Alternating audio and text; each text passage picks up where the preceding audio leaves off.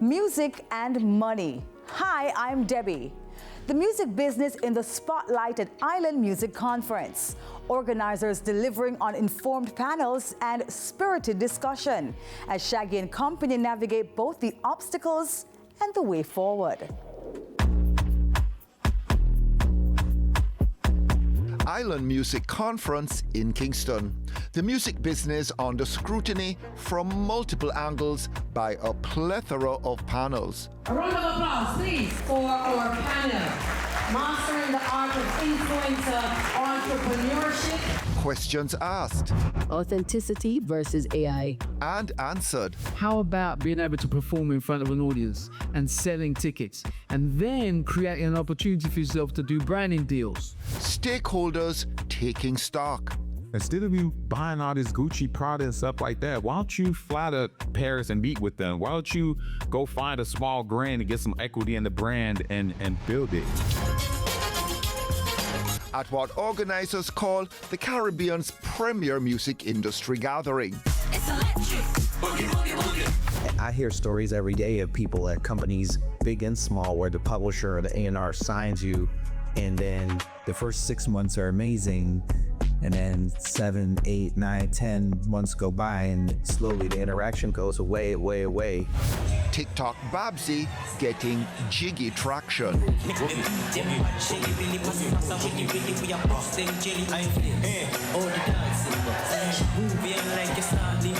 A surreal start to the 4-day event. My boys, Skipper, Kraft, Raja, Skang, who's doing it better than them? Miss Pretty Rockstar. They're doing at minimum 1 million views in under a month. As far as streams, they're doing more than at least 200,000 streams on the low end, you know, like they're having traction.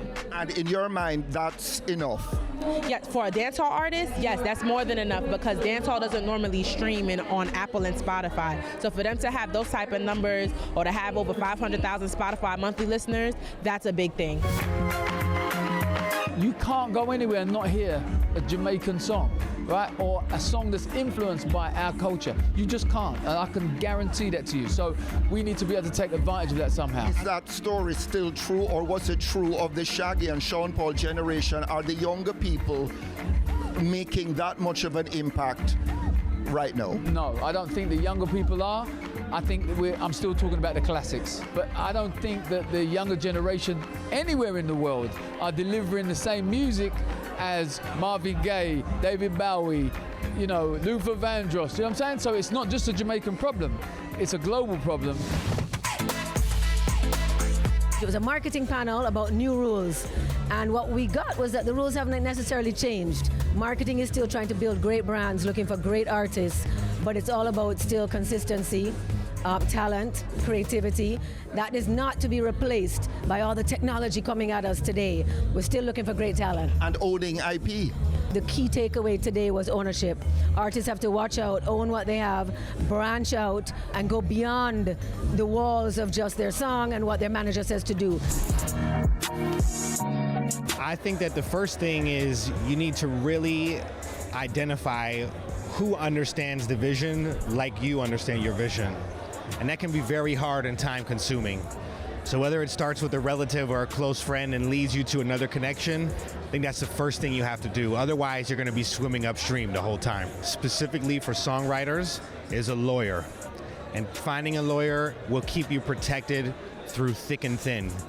A manager is great too. A business manager can also be good when the time is right, but I cannot stress enough how important it is to have a great lawyer, or even if it's not someone that's at a big firm or at somewhere that's popular, somebody who just has your back from a business perspective. There's nothing more important. AI is freaking out a lot of people. Is that sort of panic justified? I mean, no, it is a real thing because so many people are using AI to just completely create things and get credit for it. So that's why the law is being developed all the time, but it's being very clear that there has to be a human element to whatever you're creating. If you're using an AI tool, it cannot be infringing on anybody else's work, and it has to be a human. Like you yourself have to create and prompt the AI. It cannot just be the AI creation. Everything else is still developing, and like my colleague Ethan was talking about how sometimes some of these publishers are doing deals with Sunos and things of that nature because we can't escape it, but we can monitor it. We can make sure that we have more control over it by partnering with some of these AI companies. What's the relevance of musical radio right now? I think it's very relevant. Like, if the discovery still exists, fantastic. But I think radio takes an artist from here to here. If you're on DSPs, people still have to go find you. Radio is the most accessible platform. It's free. It can get it on your phone, you get it in your car, you get it on your computer. And if you're getting played on every radio station, whether it's every couple of hours or even more, the awareness is so high. I mean, that's what hit radio is. It's a contracting space like newspapers and television. Arguably, but they've been saying radio's been dead since video, right? And now MTV shut down before radio shut down. So what does that say? Radio is still a thing. As long as it's free and it can broadcast on terrestrial airwaves, it'll be around. Right now I feel like dancehall is in such a place where we're kind of getting that global attention again. So I think it's a matter of merging the world. So even with my current dancehall stuff now, I'm approaching it from a standpoint where I am using the things that I'm learning from working in other genres and using it to kind of use that formula within the dancehall space now. And I've been doing that with some of the recent singles, like, the hit and run and those things. Like, I'm writing and producing those songs with a certain format where it can kind of translate beyond just the space. The DJ Mac rhythm, it seems to be creating waves.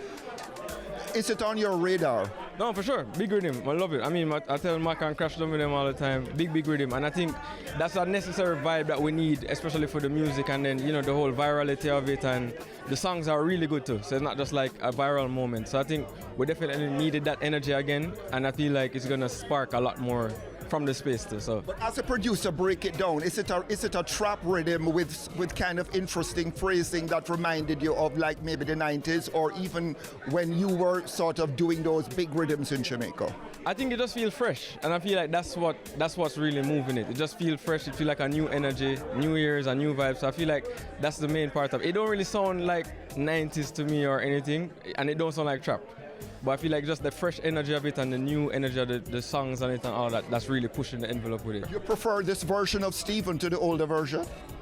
I mean, we're always evolving, so yeah, I think so.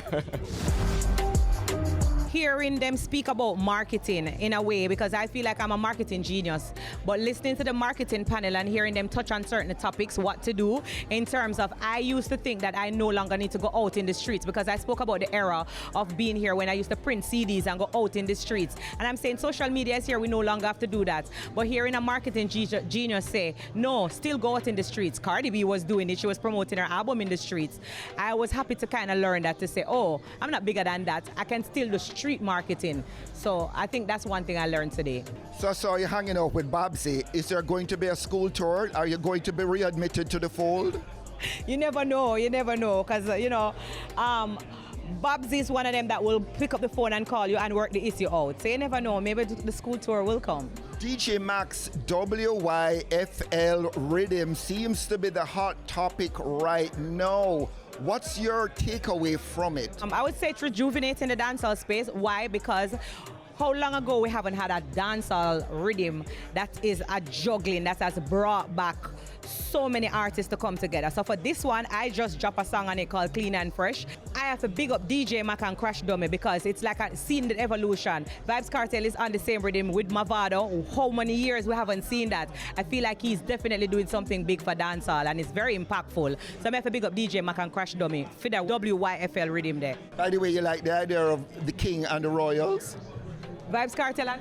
No, the King and the Royals, Beanie Man and Morgan Heritage taking their show on the road as the King and the Royals. Oh, I just one king we know now, and a Vybz Kartel.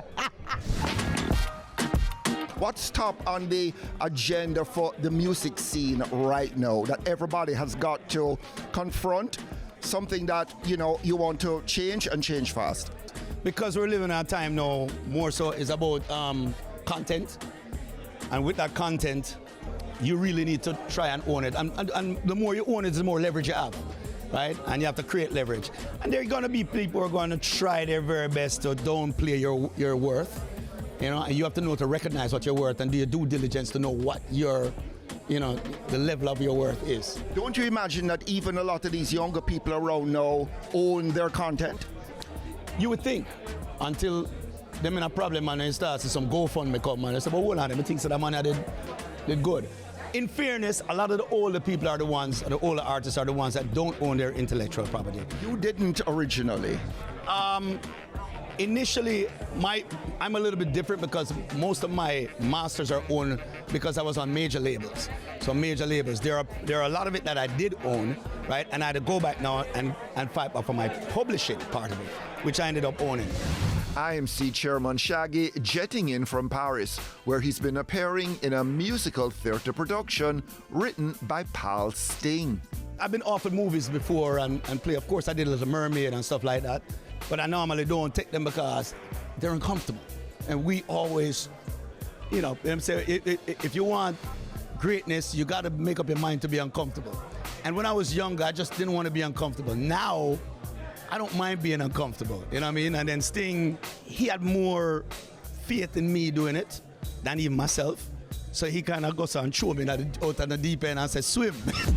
I asked for his take on YFL. I love what's going on with that rhythm. I'm big up to DJ Matt because he has decided to let other people use it. This was kind of what I was hoping to happen with Shake It to the Max. That was a big rhythm. I know Sean had a song, he was fighting over and over to try and get clearance for the song. They wouldn't give him clearance. I had done a song on it, they wouldn't give it clearance. And I think that hurt the industry in itself. It's kind of gatekeeping in a way. You know, it was no fault of Silent Addict because I know they were totally down with it. I think Molly was the one that didn't, and she didn't understand the culture because she's not from the culture. So she didn't understand that, you know, letting everybody go on it actually makes the rhythm gets bigger. You know what I mean? I think at that point, she probably felt a little threatened that everybody's jumping on her song and, you know what I mean? But that's not how the game works, especially where Jamaica is concerned. So it didn't quite happen with that. But with DJ Matt now, he has allowed everybody to do it and he breathed a breath of fresh air. He backed the dancehall, backed into that vibe. Rastafari!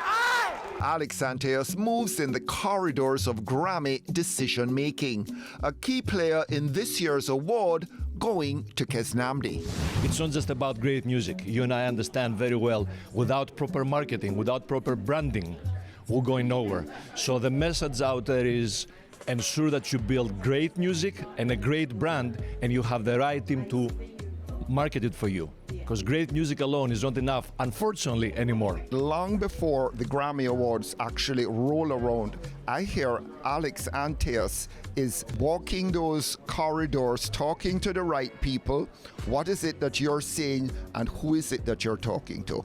It's a matter of introducing the artists and the albums to the voters. A lot of times albums and artists don't get wins because nobody knows about them.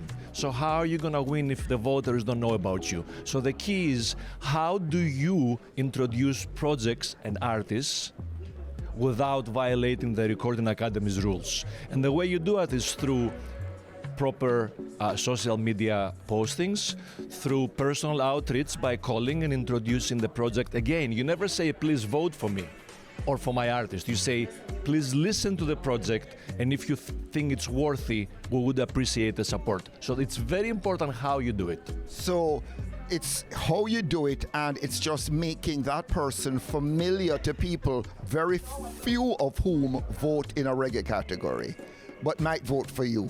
Correct. The voters had no clue of who Kesnamdi was 2 months before voting started.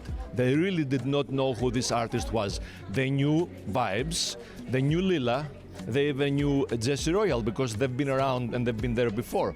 The voters had no clue of who Kesnamdi was. It was our job to make sure they know about him, and most important, they know about the music. So you got it right with Julian Marley, you got it right with Kesnamdi. I got it right with Kabaka too. The year before we won with Julian, I had called that Kabaka was going to win. I was not involved with the project, but based on my understanding of what was going on that year, I said, I went on record that Kabaka was going to win. So I got it right frequently. Obviously, you're not going to give me a name for next year, but is it going to be a dancehall artist? I guarantee you, and you know, when Alex speaks, it's the Reggae Grammy for next year is going to be a dancehall project. And that dancehall project is a big project. It's huge, huge. You know, people are already guessing. I have no idea what you're talking about.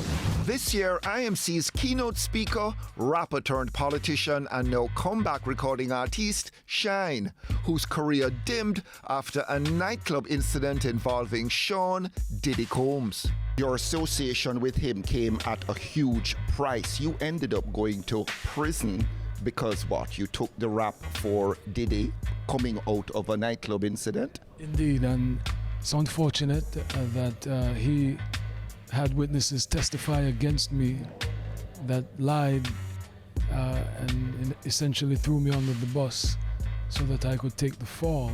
More Shine next Friday, but just one of a host of interesting and informed folks to chat to at IMC. Babsy promising a possibly bigger venue in 2027. Let's see if she delivers.